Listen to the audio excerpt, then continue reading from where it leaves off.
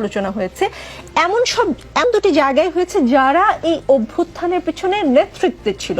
কাজে তাদের নাগরিক ধারণা এই রাষ্ট্র যে তার, সে এখনো শিখতে পারেনি, এটাকে মেনে নিতে বলেন? একদম একদম মেনে নেওয়ার মতো।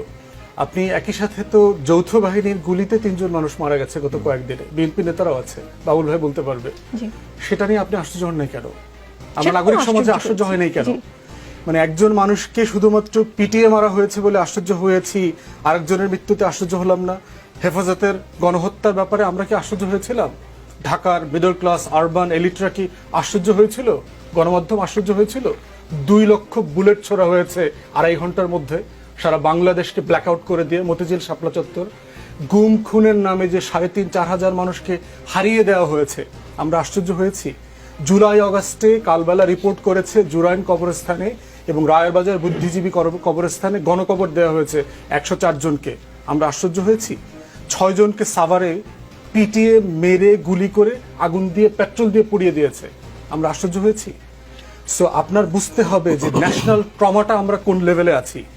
আর মারামারি করে হাসিনাকে পতন ঘটানো কিন্তু ইজ পার্ট অফ ভায়োলেন্স, এটার সাথে আমরা অভ্যস্ত। অত একটা ট্রমা দিয়ে আমরা আর একটা ট্রমাকে ফেস করেছি। ভাঙাটা সহজ, সাডেনলি ভদ্র হয়ে যাওয়াটা অনেক কঠিন।